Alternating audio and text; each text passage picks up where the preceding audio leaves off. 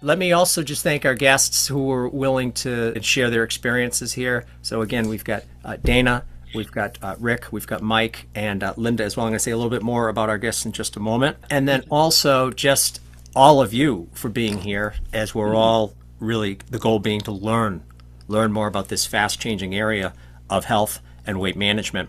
Let me start with I want to frame the discussion, if I could, with just a few points, and then we'll get into the free flowing conversation. The first one being, who is tonight for?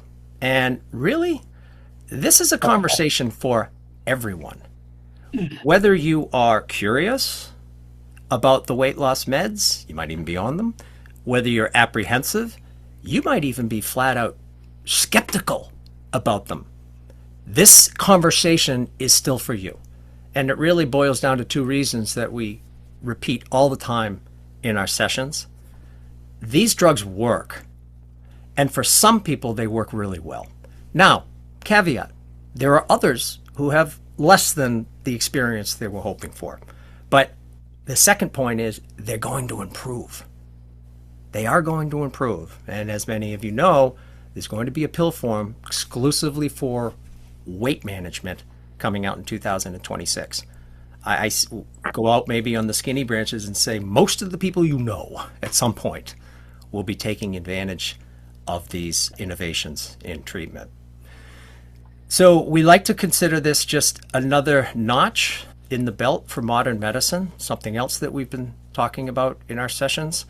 Modern medicine is perhaps mankind's finest achievement. And again, these drugs are going to get better. They are here to stay. So let's collectively continue to learn about these and the role that they may or may not play in your journey with your weight. We've talked often about our dear founder of HMR and Bill and my mentor for 33 years. Larry, how many times, Bill, through the years, he would say, whenever we were talking about a complicated issue, he would hold his arm out and he'd say, guys, let's make sure we're looking at the cube from all six sides. Let's not have siloed thinking here. We must bring open minds to the discussion. We heard that hundreds of times, and I'm extending that as a perspective for all of us here as we look at these meds. There are things that we all know. There are things that we all know that we don't know. But I'm willing to bet there are things that, as certainly as the journey unfolds, that we haven't even considered yet. So we need to be nimble in our thinking about these. And then I'd like to think that we could bring that to this conversation here. But the fact of the matter is, this is an area that is exploding so quickly now that you will reach the limits of your knowledge in this area just because of how much information is coming down the pike. I really stopped adding to my folder. You know, some of these are single-page abstracts of studies. And, you know, you sit there and the challenge is trying to remember what you read 30 minutes ago because it's just more and more information that's coming in. To that point, take a look at this slide. These are the studies this month. And it's not all of them. It's just some of the studies from this month. So let me ask you, how can you possibly stay on top of everything in this area as things are changing as quickly as they are? I will say maybe our favorite headline recently was this one. GLP-1s, good news, bad news. I like that headline because it strikes a balance. There are the pros and there are the cons, and we're going to hear about all of that tonight. So the real question that I'd have all of you to remember as you're learning, considering perhaps, is this. This was really the takeaway slide for me from a critical thinking webinar that I attended. And the question needs to be asked an awful lot. In all areas of health and even other areas of life, people don't ask this question. Again, people are very black and white and siloed in their thinking. Do the probable benefits outweigh the possible harm? And we need to, again, objectively look at both sides of this. So with that, I invite you to use tonight and whatever we do going forward to continue to nuance your thinking about the weight loss medications. All right, our guests. Mike, raise your hand. Mike may be the only person who has ever received a PhD in this area of health almost exclusively from watching YouTube videos. YouTube is an excellent resource to learn. Dana, you actually commented about YouTube as well. Dana, our self-proclaimed research and data nerd, who has also educated herself on all things GLP-1 as much as a layperson possibly can. Dana, I think you're going to be as expert as we're going to get without needing to pay a fee for you. So we're looking forward to you sharing what you've learned. Rick, you've been unbelievable in the Wednesday night class. So generous and authentic in sharing about your experience on these weight loss meds. Every time you've talked about it, I've sort of leaned in just to listen. You also have a unique experience because you've recently come off of them. And we can't say that about our other guests. And then finally, Linda, raise your hand, a resident clinical pharmacist. This is by training. And also the only person to have given public talks on this area, the GLP-1s. So she comes highly credentialed as well. So those are my opening comments. If you've just joined, again, welcome. Rita, hello. Great to see you. I'd like to weave in, if I could, what Bill shared about your comment. Actually, let's go there right now before we start with the questions to our guests. Rita, it sounded like a lively conversation in the group. Was that today?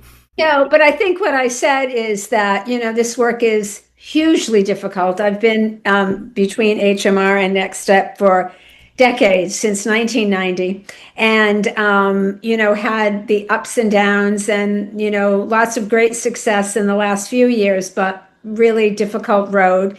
And it's still difficult, and I don't want to undermine that. It doesn't mean because you maintain that it's easy. I think, I'll speak personally, I have a propensity to, I've always felt I didn't have a thermostat, is what I say. I don't have a thermostat on this work. And I think that there's some hope with these drugs that it will provide that. And so I don't think it's certainly about losing weight. And I have relatives who've come off all kinds of medications and doing fabulously because of it. But I think a lot of our struggle is in this program is maintaining. Yes. And I think that's really what my hope is for, these drugs, is that there will be some hope there. So I think that's what I said. Yeah. Yes. I concur. I think there is some hope there. So that also makes me think of a comment, Bill, that you made recently, which is nobody's talking about the long term and keeping weight off. And Rita, I'm so glad that you struck that tone. I mean, baby steps, right? Let's get the weight off. These drugs work for many people to get weight off where otherwise they couldn't, but nobody's talking about the long term. And one of the themes that I will just introduce here that I know we all agree with, it all comes back to lifestyle. If you're on the drugs, it comes back to lifestyle. If you choose to not use the drugs, it comes back to lifestyle. If you're trying to prevent a whole array of health problems or reduce your risk, it comes back to lifestyle. If you've had health problems and you're trying to manage the condition better, it comes back to lifestyle. So I hope that's one of the messages that will resonate for people who watch this after, perhaps for people who aren't in the program. And that point is not as clear to the layperson as it is to all of us who practice a healthy lifestyle. Okay, let's get into it here. So we have a series of questions. That's how we're going to run the conversation.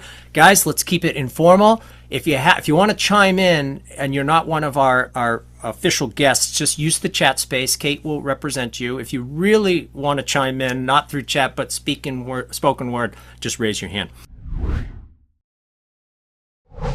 So we're going to start broad here for a moment. I asked our guests if they could summarize their experience with the GLP-1s in a single sentence. And then what I'd like to hear, just a brief recap of your history with weight management, and then overview the results. So let's start, Dana. What's a single sentence or phrase? I know this is tough. Did you give it a shot? Do you have one for us? Yes, I absolutely did that. A single phrase, my experience with GLP-1s, turned me into a normal eater. Wow. And controlling my appetite and cravings, and it allows me to follow a healthy plan. Pretty great. And all that extends from that, given the history, how hard it's been, wonderful. Every email, your enthusiasm for this experience is just is glowing off of the page. So let briefly summarize, just don't spend a lot of time on it, your history with weight management. Struggled since I was a preteen, gained, lost, gained, lost. Joined HMR in 2015, lost 60 pounds. And then through just life, I had cancer. I lost 3 of my family members. I went through a divorce, just hormone imbalance, forced hysterectomy. And I found I was losing the battle. I just could not, no matter what I did, the harder I worked, the harder it got. And I just needed some help. Yeah. Well, the term you use is tools. These are tools. So what have these tools helped you to accomplish? Right. Well, I've started in May 2025, and I'm down 22 and a half pounds, slow and steady. I don't want to lose muscle. I don't want to have adverse effects, so just nice and slow. And I feel better than I have in years. So. Phenomenal. Really great. Mike, let me invite you in here. You used a particular word with your one sentence summary that I want to highlight, but share, how would you summarize your experience with the weight loss meds? Well, I've only been on it a month. This is almost exactly a month. I've lost eight pounds, which is a good rate. It's a great adjunct to it. It does suppress your appetite, not completely, but pretty good. And I look at it, at least at this point, as being a temporary aid, I hope. But I think that's the big giant. To me, there's 2 big questions. There's just 2 schools of thought. Do you go in and use a dose, like I'm on the 2.5 of the Zepbound? If you're losing weight, do you just stay there, or do you ramp it up to like 15? And you hear people telling you doing both. I'm gonna go with stick at the one that's working for me, because I think, there's less maybe side effects and stuff that way. So there's a little bit of hunger, but it is kind of an amazing thing how it's not like battling the hunger like normal. So A little bit later, we're going to talk about practicing the program while experiencing this respite that the drugs provide. But Mike, you do an awesome analysis of you counting your calories, and you were counting your calories before. Do you want to just share the comparison and the calories that you're eating on average now that you're on the weight loss a method? little bit better. I'm down around 1,500, which for me to maintain, I probably need like 2,200 or a little bit more. So, and I'm struggling. The 2 things they recommend, YouTube will tell you, is that make sure you ramp up fiber and protein. So, and so I'm altering my diet slightly. Like in the morning, I'll have eggs with cottage cheese, which is a nice amount of it's very satisfying and a good amount of protein. So I'm not totally with them. I'm in a 1.5 box, and I use the 1,500 to be the target to stay in it. But So if we have any guests who are here who are not in the program, I think Bill and I might count the development of the 1.5 box as the best advancing of the original HMR program since we started Next Step. And I think that we have many of our members who might agree with that. yeah. Rick, hate to catch you mid-sip there. So give us summarize the experience, a little bit of your weight history, and then what you've accomplished in the 26 weeks, 18 weeks that you were on them. Okay, so the phrase would be eliminates food noise. Actually, that was the term my gastroenterologist used because he was actually, when I was saying I was having some issues, he said, well, I'm on it too, and this is what it is. So history of weight loss, it's always been a struggle for my life. I did HMR way back when, before there was Zoom and all that, and it worked, and then got away from it, did some other things, and then came back around COVID times, and it was really helpful. And then I kind of plateaued out, started slowly increasing, and I kind of looked around, and I would look at these commercials and everything, going, "Oh, this stupid weight loss stuff," and I talked to my internist and said, "Listen, I'm working, really struggling. I'm gaining very slowly.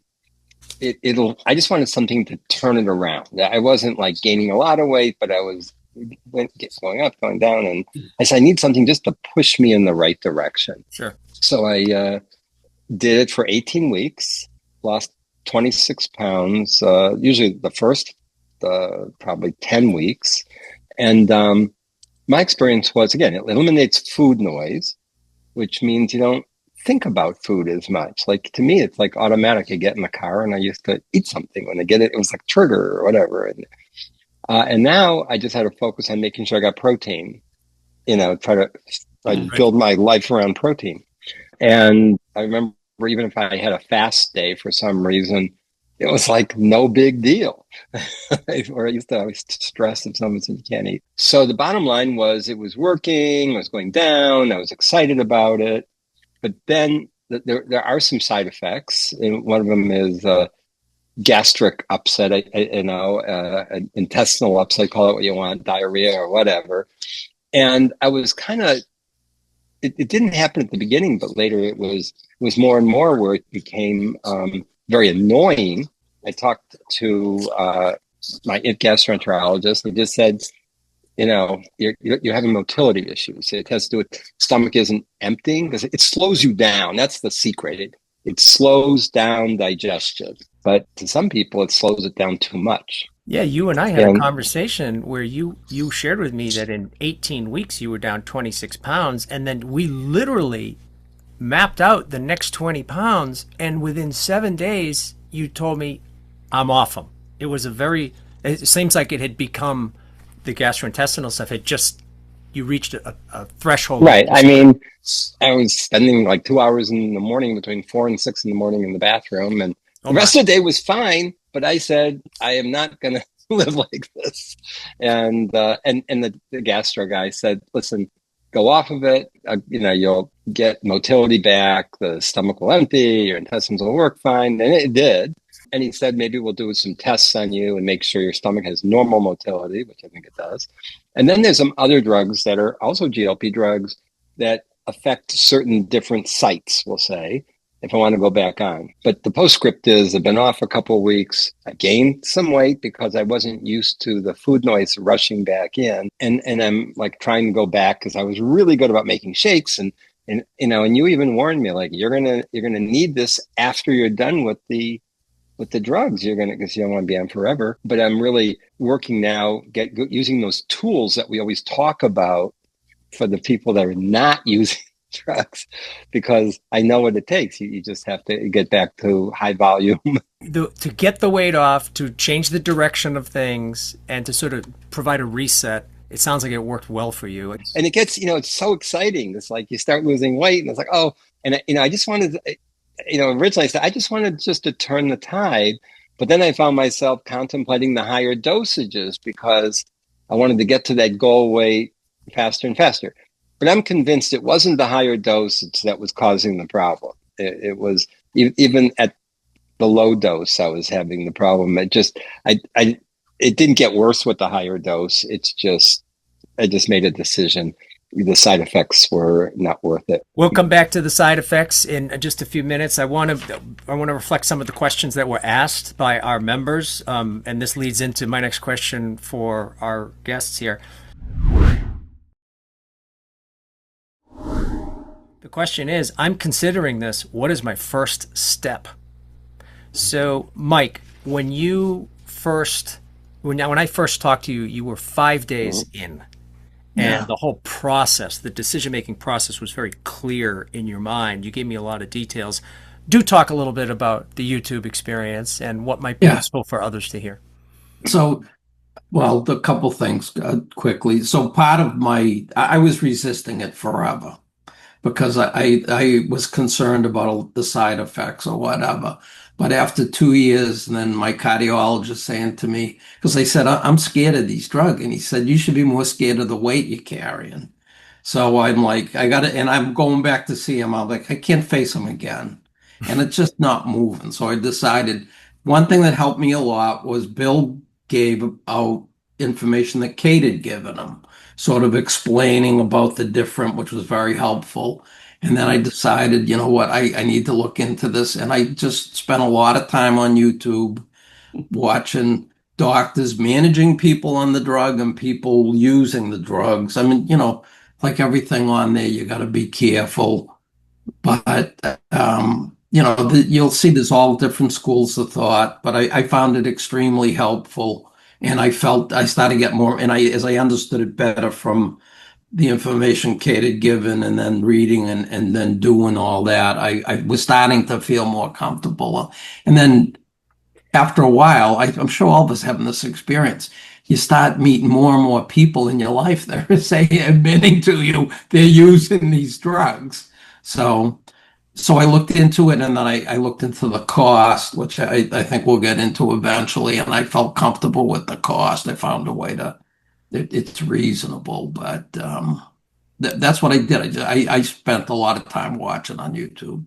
Yep. Well, we're definitely going to want to talk about the cost. Dana, the experience of researching this. What were your thoughts before you started your research? Were you skeptical? Just describe that, and then what might be useful for people who are considering taking them through that journey. Yeah, I was very skeptical and very nervous because I don't take medications. I've never been on medications in my life, and that was something I was kind of resistant to.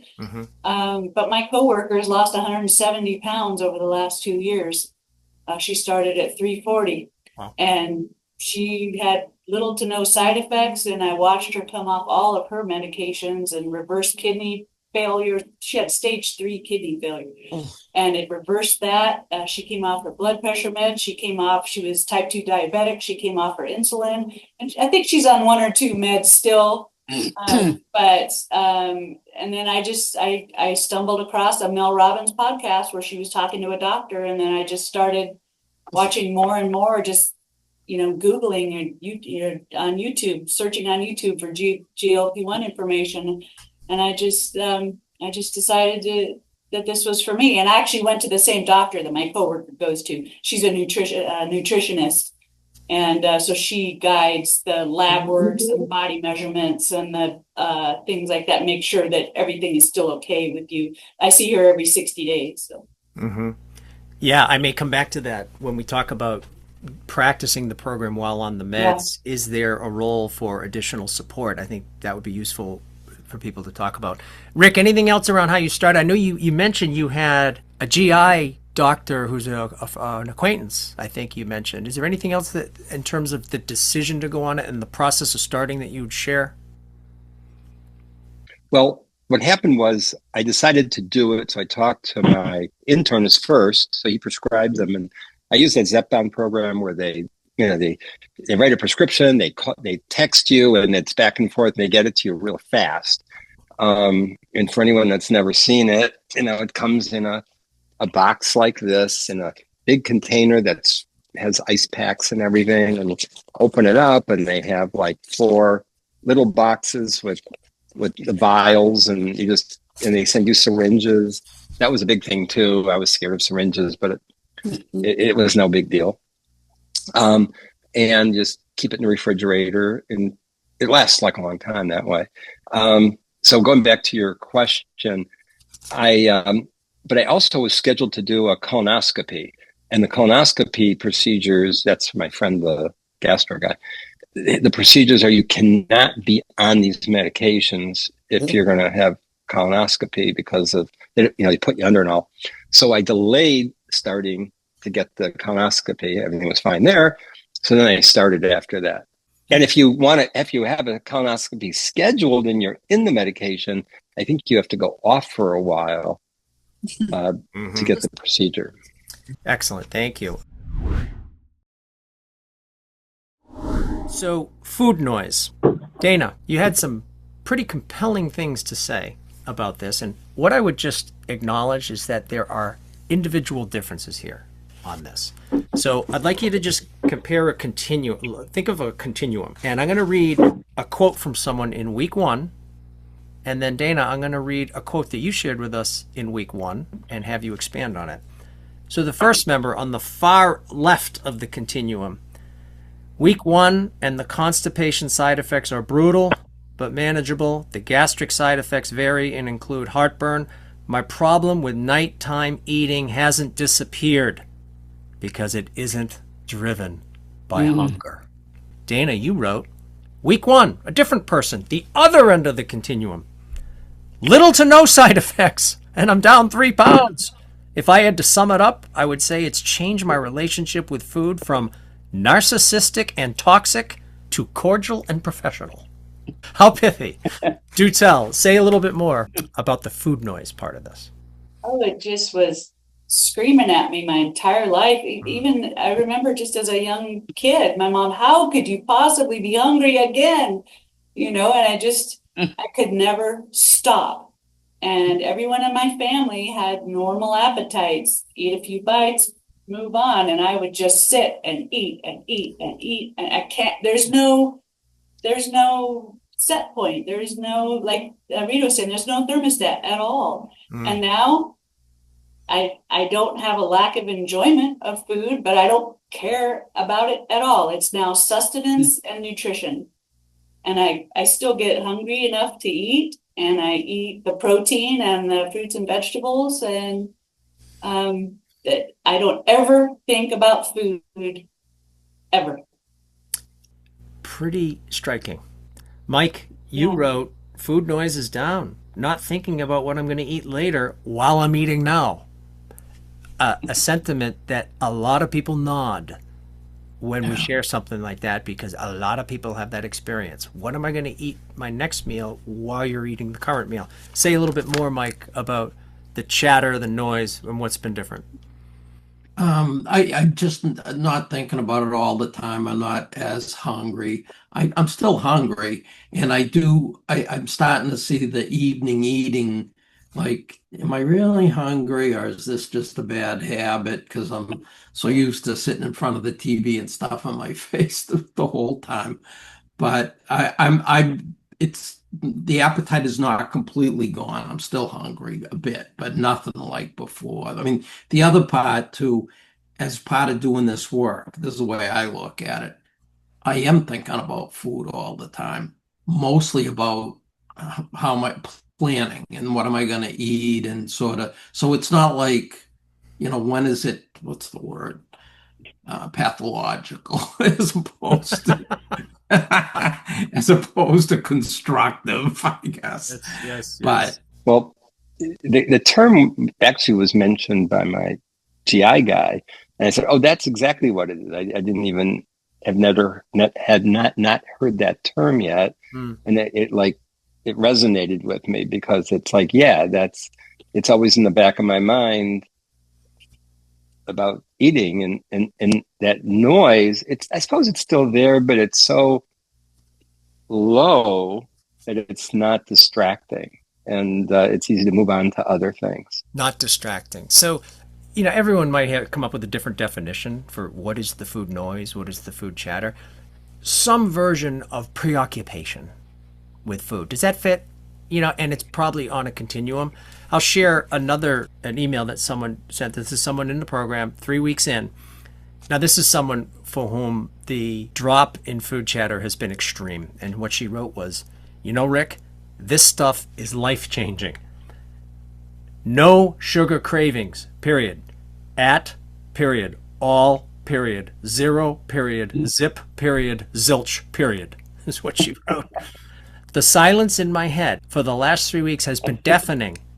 I had absolutely no idea how much space the food chatter was taking up in my head before.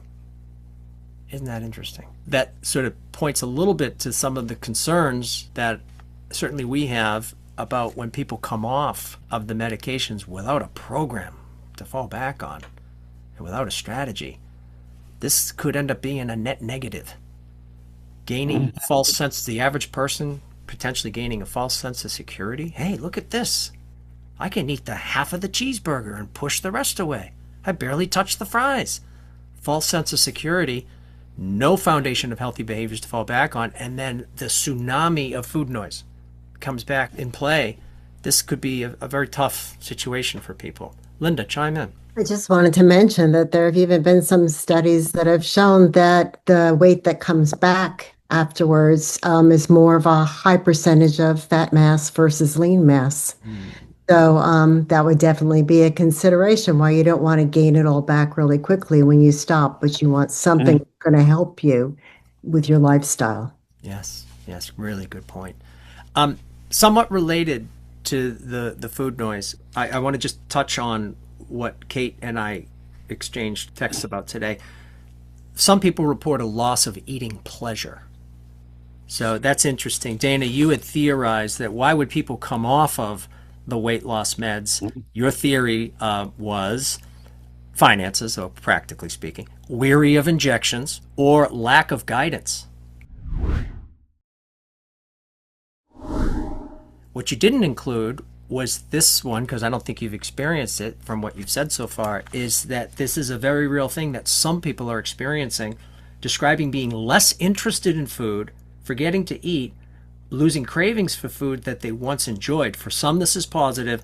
It helps to reduce overeating and improve health outcomes.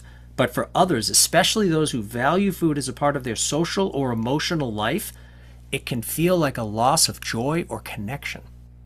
Can we all appreciate that? If someone's experiencing that degree of a loss of the pleasure of eating, that I have not heard that much about. That's why I'm bringing it up right now. Kate was really hammering that today, and I think it's a really interesting point. Dana, do you have any thoughts on that? It doesn't sound like you've experienced the loss of pleasure of eating. Do say.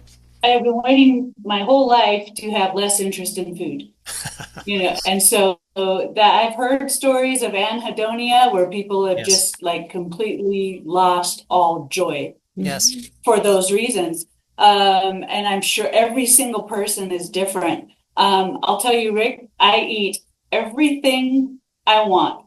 I just don't want everything. Wow. What a quote. Yeah. Amazing. And it goes without saying, you're practicing the behavioral program at a very high level while you are on the weight loss meds, yes? This allows me to do it with no second thoughts. Think about that, guys. The idea of, okay, so a respite from the food chatter, but when you're involved in an accountability and support structure, you're able to actually toe a tighter line on the health behaviors of the program. That's a wonderful synergy, Dana. Mike, speak to this anhedonia issue, great word, loss of pleasure. What's been your experience in that regard? A little bit, I would say maybe a factor is, for me, one of the side effects, I don't think this is unusual, is a little nausea. So especially, for me, this is just, again, how it works with me. When I get my injection, the first 48 hours or so, something's different. I feel a little off, sort of in a haze or something a little bit. The nausea's maybe a little stronger, but it's sort of like, so you ever be so hungry sometimes you feel nauseous? It's kind of that feeling in a way. It's without the hunger part so much, but so I don't know whether that might be part of it. But no, I still enjoy eating. But it's just easier to stay on goal and stay within what I deliberately would like to do is a little bit easier than without it, if you know what I mean. Yes. So, guys, I'll just remind you as we're hearing all these different sides of the cube, let's keep asking the question, and you'll always want to ask this question, do the possible benefits outweigh the possible harms? And here we're talking about side effects. We already heard Rick talk about, he literally came off them quite quickly because of the inability for the food to move through his system. Dana, any side effects for you?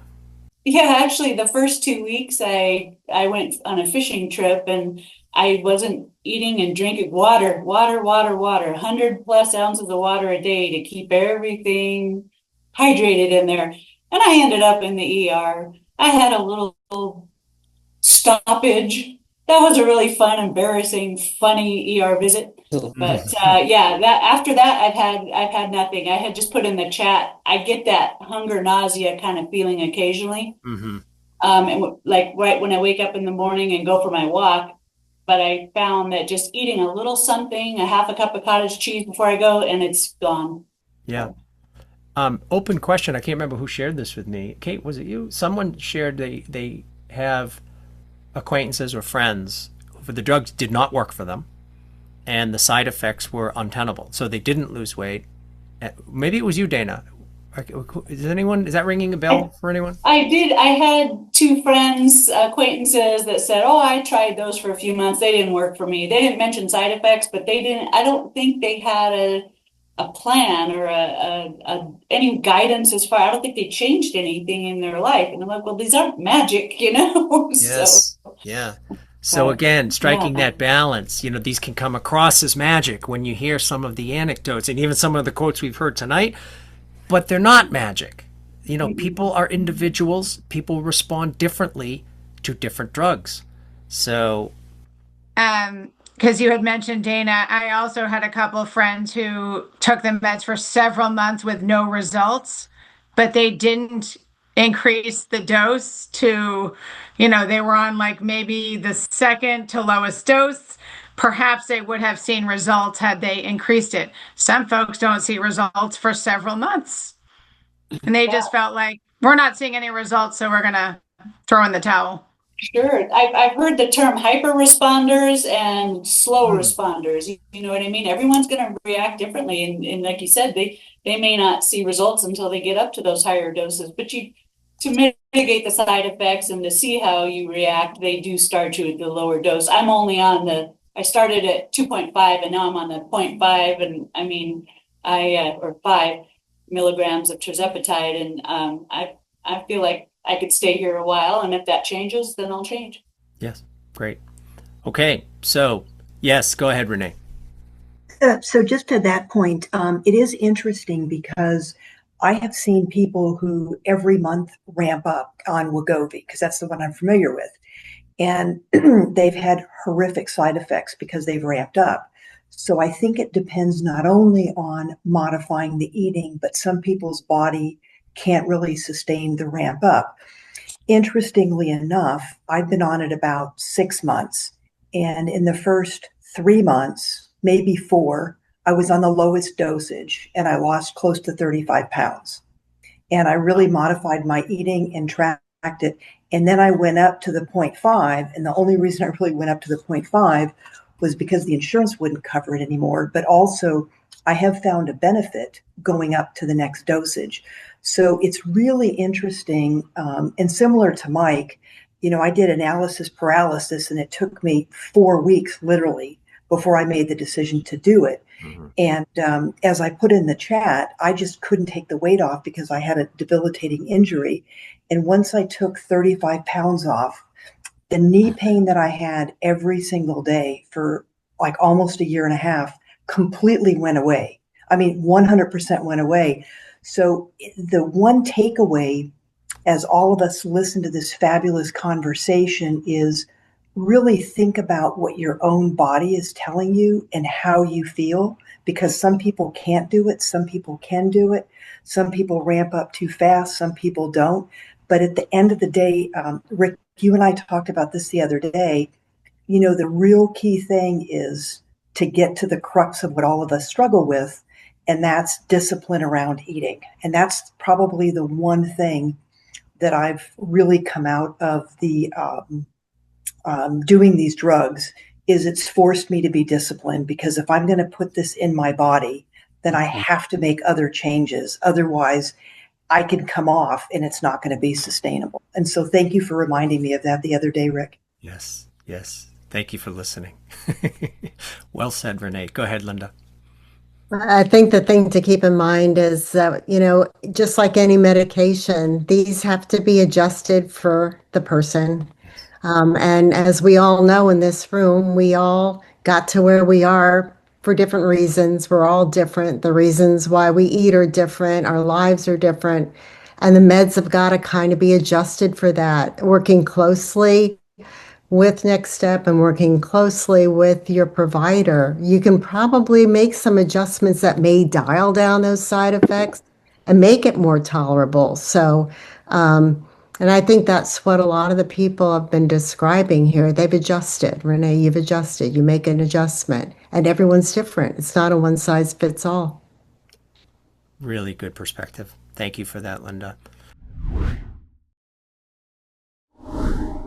Let me ask, Mike, I'm wondering, I'm going back to, again, the conversation we had when you were just starting.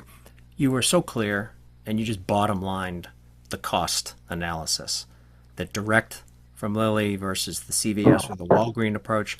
Can we just talk about cost for a moment? Mike, I'll have you just lay it out and then just see. I want to be brief on this because I want to have our town hall meeting be an hour and not more than that. So I'll just ask our guests to add in. But Mike, lay it out, the costs. So when I was thinking about it, I went in to find out because you hear so much about the cost, and I stumbled across the Lilly Direct program, which it sounds like Rick is using that too. And bottom line, and for that was you get $350 for the first dose, the 2.5. If you go up to any other dose, it's like, I think it's $500 a month, which I was going to just do it through for the first dose because I kind of wanted to get going. I was going to do, and then asked my provider, would you be willing to, send the thing to Lilly Direct? And while I was waiting for that answer, I figured I'll just get it from CVS and eat it. Well, it was $1,300. So I said, you know what? And she came back and said, no problem. So I said to CVS, forget it. And then got it through that. And it's great. And it's like clockwork. It's there in like 24 hours or 48 hours at the worst. They're very efficient. So the CVS, Walgreens, correct me if I'm wrong, but they give you, it's more expensive, but it's the injectable pen, which That's right. It's the injectable pen, but easier to administer. I'm married to a nurse, so I don't even have to do my own injections. Yes. So the less expensive direct from Lilly is a vial with a syringe. So you can see that that might be a bit of a problem for some people. Okay. Very helpful. Dana or Rick or Linda. Yeah, Linda, you start. Yeah, I just wanted to mention that the Lilly Direct program also works with those that have copays with insurance. And so you may be able to do it for $25 instead of your copay. It all just depends on your payer. Out of pocket, yes, you're right, Mike. For Lilly Direct, it's about $499. They say $500. But there are other ways of getting it from Lilly Direct that are cheaper. Yeah, usually when you do Lilly Direct, they think, at least the program with the texting, there's like this caveat, like, I will not submit an insurance claim for this and all that. So that it is a retail outlet. I was trying to get my my internist, because I used to use a CPAP machine, and supposedly if you have these morbidity or whatever, these other diagnoses, like if you could have sleep apnea and pre-diabetic, if these combinations, they can sometimes get insurance to approve it. But I haven't used my CPAP in so long. He wanted to send me to another sleep doctor and go through a whole deal. And I was like, let me see if I can hold off. Yeah.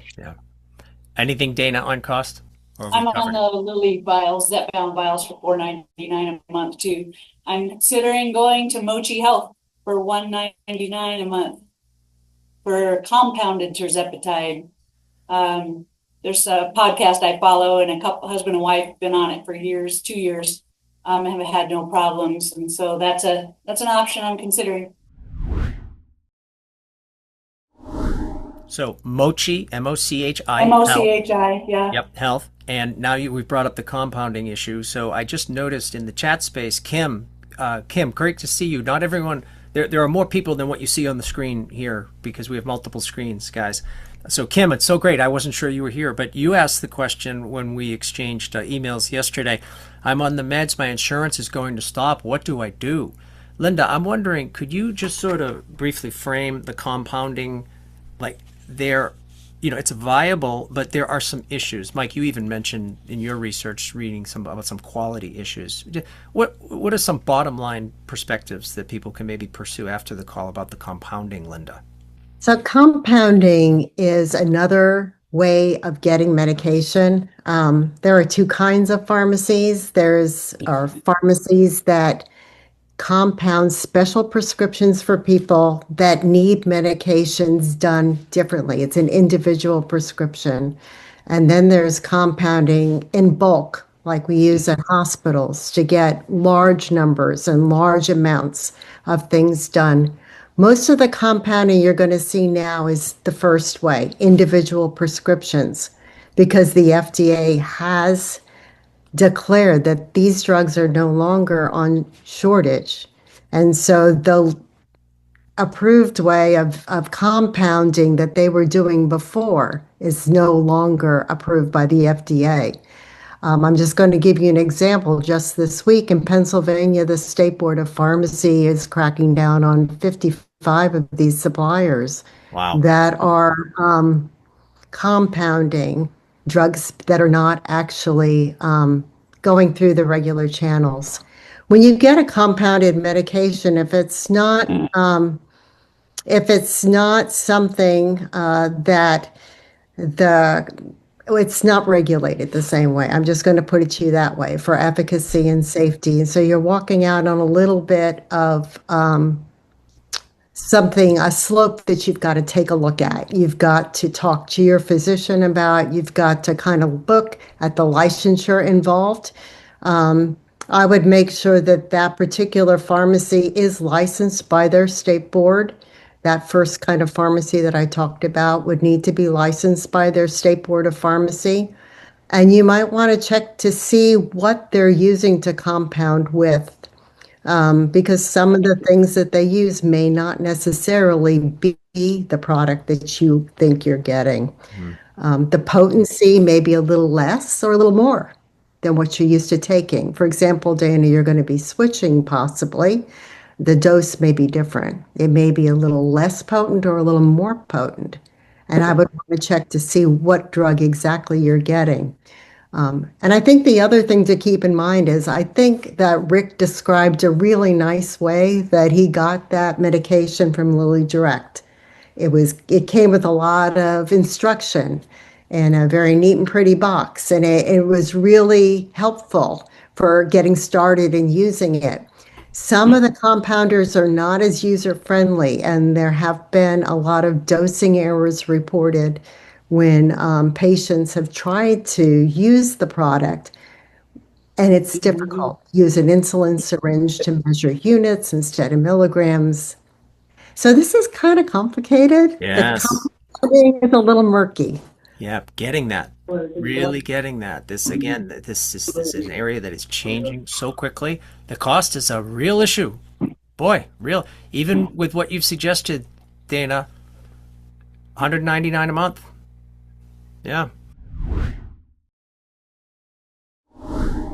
Okay, so I want to just turn the corner here, and I'd like to end with a final area of discussion, that bringing it back to lifestyle, if we could. I think for everyone listening, you've heard our guests promote a wonderful synergy, again, between the medications and the healthy lifestyle that they're practicing in the program. Mike, just your philosophy on this. You mentioned the word temporary, using these drugs as a short-term respite. What's been your philosophy here of using the drugs while still keeping up the practice of the program? Because I think this is obvious, but let me say it. The average person is not hammering the lifestyle behaviors when they're on this drug, and that's a problem. So what would you say to that? Yeah.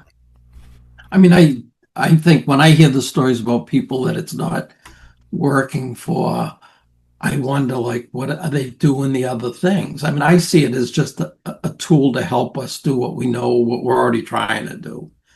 And I mean, when you look at the videos, it's kind of hilarious when they're talking about, fried foods don't mix with these drugs. It's like, really, who's trying to lose weight and eating fried foods? Really? It's like... You overestimate the average American. Well, that's a little bit my point. This is just a tool to help us do what we're already learning to do, I guess. Yeah. So that's why I think we're kind of ahead of the game from that standpoint. Well said. Any final comment from Rick or Dana about your philosophy that you're practicing here Rick, while you were on the drugs, but in combination with your commitment to the healthy lifestyle? Rick, you first, and then Dana, you can wrap it up. Well, I think while I was on the program, I even told you, while I was on the drugs, I told you during the meetings, I really want to make sure I practice the healthy lifestyle, because when I get off, I'll really need it. I just didn't realize I'd get off so quick. And so I'm like, yeah, I really, really need the practice that we do, because I don't know if people are going to stay on it forever. So Most don't. But the trouble was, you can cheat and you don't pay a price, and I think that sends the wrong message. Oh, what a zinger that is! Because very now, well said. Now if I cheat, I pay the price. Yeah, really, that's a great comment. Yeah, Dana, lifestyle. It keeps coming back to it. And I think everything that we've learned just about the benefits of fruits and vegetables and exercise and everything that HMR and Next Step has taught us, that's never going to change. And, you know, I see myself, you know, hopefully not having any problems being on this forever, just because, I mean, obesity is a chronic progressive disease. It's not a lifestyle choice. It's not just bad habits. It is not your fault. And, you know, just like high blood pressure, cholesterol, there's people that have to be on certain medications for their entire life for management of a disease. And that is my current view of this. But the lifestyle, I want to be healthy.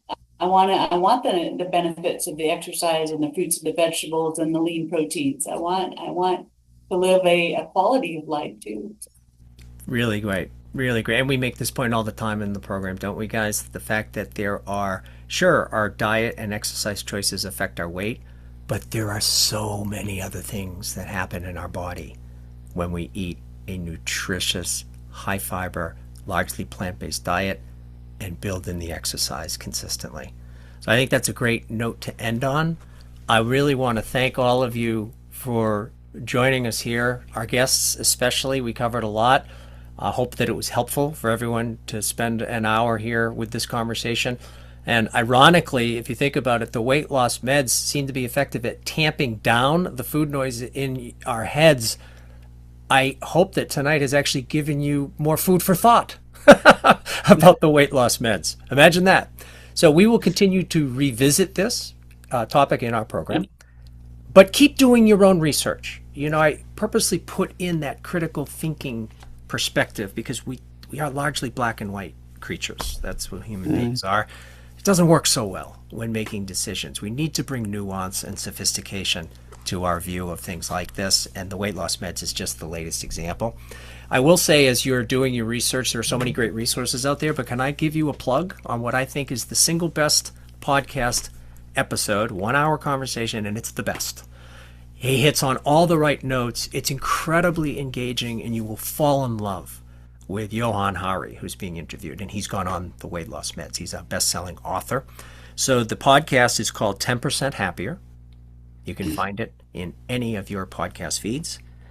And the title says it all, exactly the note of balance that we've been trying to strike here. The title is Weighing the Extraordinary Benefits and Disturbing Risks of the New Weight Loss Drugs.